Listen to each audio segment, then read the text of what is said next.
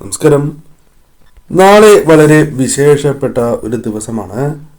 നാളെ മകരഭരണിയും ചൊവ്വാഴ്ചയും വരുന്ന ദിവസം, ഏറ്റവും വിശേഷപ്പെട്ടതായ ദിവസം. എന്നാൽ ഞാൻ ഈ പരാമർശിക്കുന്ന കാര്യങ്ങളിൽ നാളെ ശ്രദ്ധ പുലർത്തേണ്ടതായിട്ടുണ്ട്. നാളെ ചില സ്ത്രീകൾ വീടുകളിൽ വിളക്ക് തെളിയിക്കുന്നത് ശുഭകരമല്ല. അതോടൊപ്പം ചില കാര്യങ്ങൾ പ്രത്യേകമായി ചെയ്യുന്നതും ആ വീടുകളിൽ ഐശ്വര്യവർദ്ധനവിന് ഉത്തമം തന്നെയാണ്. ഉഗ്രരൂപിണിയായ അമ്മയുടെ ഉപാസനയ്ക്ക് വേണ്ടി മാറ്റി വയ്ക്കപ്പെട്ടിരിക്കുന്ന ഒരു ദിവസം എന്ന പ്രത്യേകത ഈ ദിവസത്തിനുണ്ട്. ദുഷ്ടർക്ക് അവരുടെ അന്തകയായും എന്നാൽ ദേവിയെ ആരാധിക്കുന്നവർക്ക് അമ്മയായും രണ്ട് ഭാവങ്ങളുള്ള ദിവ്യരൂപമാണ് അമ്മയുടെ ഭദ്രകാളി രൂപം. നാളെ മകരഭരണി ചില കാര്യങ്ങൾ പ്രത്യേകമായും അറിഞ്ഞിരിക്കേണ്ടതാണ്. അതേക്കുറിച്ച് ഈ അധ്യായത്തിലൂടെ വിശദമായി അറിയാം. ഓം ക്രീം കാളി എന്ന കമന്റ് ബോക്സിൽ ഏവരും രേഖപ്പെടുത്തി വന്ദിക്കൂ. നാളത്തെ ദിവസത്തിൽ ഏറ്റവും പ്രാധാന്യം അറിയിക്കുന്നത് വ്രതം അനുഷ്ഠിക്കുക എന്ന കാര്യത്തിനാണ്. നാളെ എപ്രകാരം വ്രതം അനുഷ്ഠിക്കാം എന്ന് എളുപ്പത്തിൽ പറയാം. നാളെ തീർച്ചയായും വ്രതം അനുഷ്ഠിക്കുകയാണ് എങ്കിൽ അത് അമ്മയുടെ അനുഗ്രഹം ഇരട്ടിയായി ജീവിതത്തിലേക്ക് വന്നു ചേരുവാൻ ഏറ്റവും ഉത്തമമാണ്. അതിനാൽ സാധിക്കുന്ന ഏവരും നാളെ വ്രതം അനുഷ്ഠിക്കുക. മകരഭരണിയുടെ തലേ ദിവസമായ തിങ്കളാഴ്ച, അതായത് ഇന്ന്, വ്രതം തുടങ്ങുന്ന കാർത്തിക നാൾ രാവിലെ തന്നെ തുടരണം. വ്രത ദിവസങ്ങളിൽ ഉച്ചയ്ക്ക് ഒരു നേരം മാത്രമാണ് ഊണ് കഴിക്കുക. അതായത് ഇന്ന് ഉച്ചയ്ക്ക് നിങ്ങൾക്ക് ഊണ് കഴിക്കാം, വ്രതമെടുക്കുന്നവരാണ് എങ്കിൽ. കൂടാതെ രാവിലെയും വൈകിട്ടും ഉപവാസം എടുക്കേണ്ടതായിട്ടുണ്ട്. പഴവർഗ്ഗങ്ങളോ ലഘുഭക്ഷണമോ നിങ്ങൾക്ക് കഴിക്കാം. വ്രതം കഴിഞ്ഞാൽ പിറ്റേ ദിവസം ക്ഷേത്രത്തിൽ നിന്നും തീർത്ഥം സേവിച്ച് വ്രതം നിങ്ങൾക്ക് പൂർത്തിയാക്കുവാൻ സാധിക്കും. മത്സ്യമാംസാദികൾ ഭക്ഷണം ഒഴിവാക്കുന്നത് ഏറ്റവും ഉത്തമമാണ്. വ്രതം അനുഷ്ഠിക്കുന്നവരാണ് എങ്കിലും അനുഷ്ഠിക്കാത്തവരാണ് എങ്കിലും തീർച്ചയായും മത്സ്യമാംസാദികൾ ഭക്ഷണത്തോടൊപ്പം ഒഴിവാക്കേണ്ടതായ ദിവസം തന്നെയാണ് നാളെ. ബ്രഹ്മചര്യം പാലിക്കുകയും വേണം. വ്രത ദിവസങ്ങളിൽ 2 നേരവും ദേവീക്ഷേത്രത്തിൽ ദർശനം നടത്തണം. നിങ്ങളുടെ വീടിന്റെ അടുത്തുള്ള ദേവീക്ഷേത്രത്തിൽ നിങ്ങൾക്ക് ദർശനം നടത്താവുന്നതാണ്. ചുവന്ന വസ്ത്രം പൂർണ്ണമായോ അല്ലെങ്കിൽ ജപസമയത്ത് മാത്രമായോ ധരിക്കുന്നത് ഏറ്റവും ഉത്തമമാണ്. ചുവന്ന വസ്ത്രം നാളെ ധരിക്കുന്നത് ഭാഗ്യപുഷ്ടിക്കും കൂടാതെ നിങ്ങളുടെ ജീവിതത്തിൽ ദേവിയുടെ അനുഗ്രഹം വർദ്ധിക്കുന്നതിനും ഉത്തമമാണ്. അതിനാൽ ചുവന്ന നിറത്തിലുള്ള വസ്ത്രങ്ങൾ തന്നെ നാളത്തെ ദിവസം ധരിക്കുവാൻ ഏവരും പ്രത്യേകം ശ്രദ്ധിക്കണം.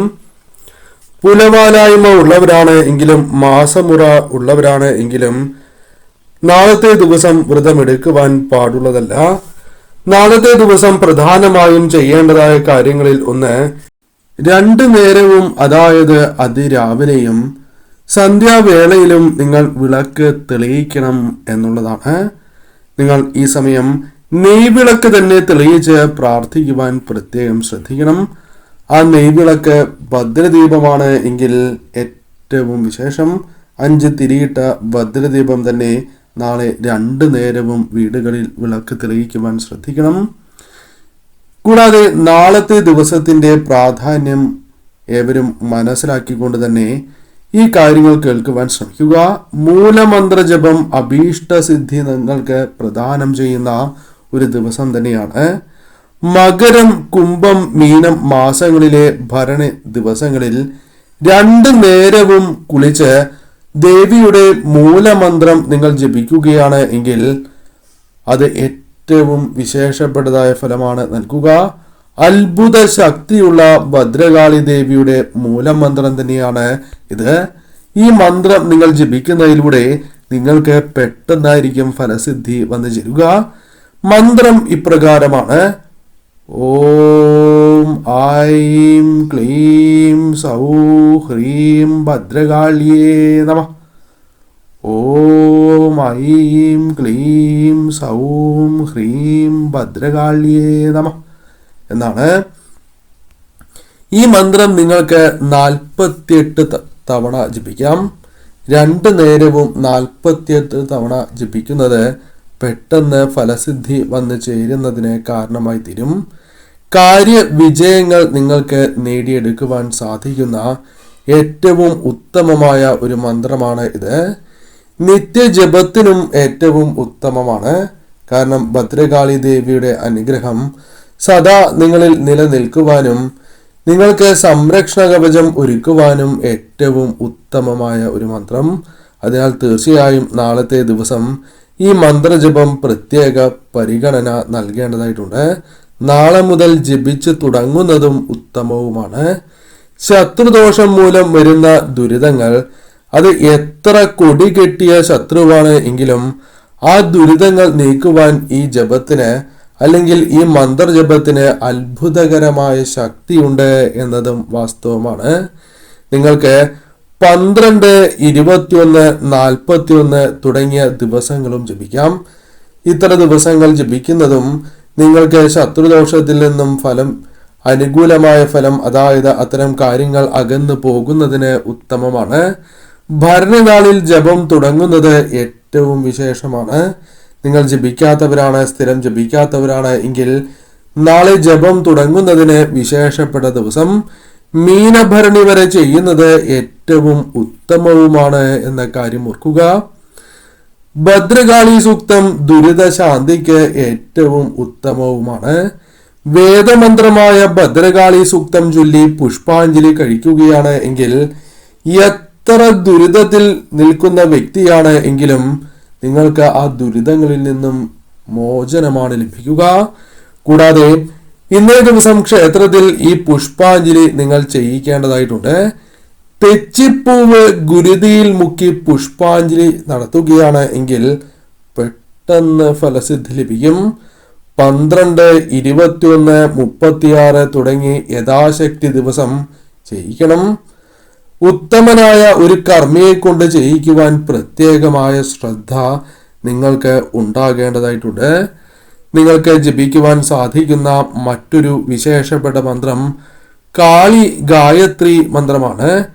ഈ മന്ത്രത്തിന്റെ ഒരു പ്രത്യേകത, എല്ലാ സമയത്തും ഈ മന്ത്രജപം പാടുള്ളതല്ല, അതായത് ജപിക്കാൻ പാടുള്ളതല്ല.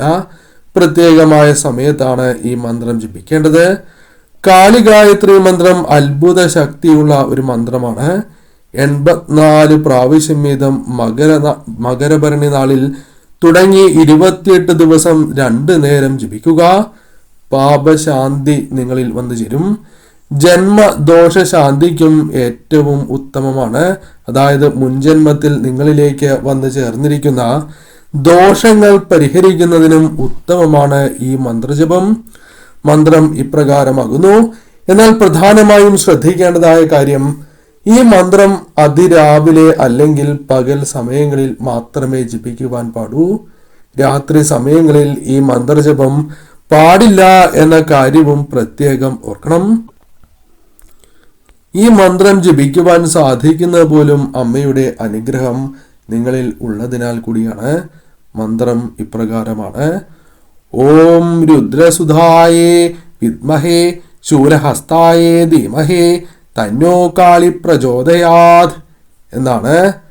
ഈ മന്ത്രജപം തീർച്ചയായും നിങ്ങളുടെ ജീവിതത്തിൽ ഐശ്വര്യം കൊണ്ടുവരും എന്ന കാര്യം ഉറപ്പു തന്നെയാണ്.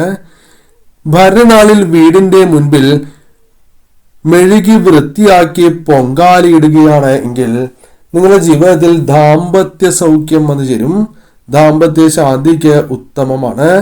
പാൽപ്പായസ പൊങ്കാല ദാമ്പത്യ സൗഖ്യത്തിനും, ശർക്കര പൊങ്കാലിയാണ് എങ്കിൽ ദാരിദ്ര്യശാന്തി, ദുരിതങ്ങളിൽ നിന്ന് മോചനം നൽകും, ധനലബ്ധി നൽകുകയും ചെയ്യും. വെള്ളച്ചോറ് പൊങ്കാലിയാണ് എങ്കിൽ പാപശാന്തി, കലഹശാന്തി, ശത്രുദോഷശാന്തി എന്നിവയ്ക്കും ഗുണകരമാണ്. അതിനാൽ നാളത്തെ ദിവസത്തിൽ ഈ പ്രാധാന്യം മനസ്സിലാക്കി തന്നെ നിങ്ങൾ പ്രാർത്ഥിക്കണം. കൂടാതെ നാളത്തെ ദിവസം വിളക്ക് തെളിയിക്കുമ്പോൾ ശ്രദ്ധിക്കേണ്ടതായ കാര്യങ്ങളിൽ ഒന്ന് ഇപ്രകാരമാണ്. നിങ്ങൾ പുലവാലായ്മ ഉള്ളവരാണ് എങ്കിലും, അതല്ല മാസമുറിയായിരിക്കുകയാണ് എങ്കിലും അവർ വിളക്ക് തെളിയിക്കുവാൻ പാടുള്ളതല്ല. മാസമുറിയായിരിക്കുകയാണ് എങ്കിൽ കുടുംബത്തിലെ മറ്റൊരു അംഗത്തിന് വിളക്ക് തെളിയിക്കാം. കൂടാതെ ദുഷ്ചിന്തകളോടെ ഒരിക്കലും വിളക്ക് തെളിയിക്കാൻ പാടില്ല എന്ന കാര്യവും ഓർക്കുക. അത് നിങ്ങൾക്ക് തിരിച്ചടിയാണ് നൽകുക. ഈ കാര്യങ്ങളിൽ ശ്രദ്ധ പുലർത്തി തീർച്ചയായും നിങ്ങൾ വിളക്ക് തെളിയിക്കുക. സർവ്വ ഐശ്വര്യങ്ങൾ തന്നെ നിങ്ങളുടെ ജീവിതത്തിലേക്ക് വന്നു ചേരും.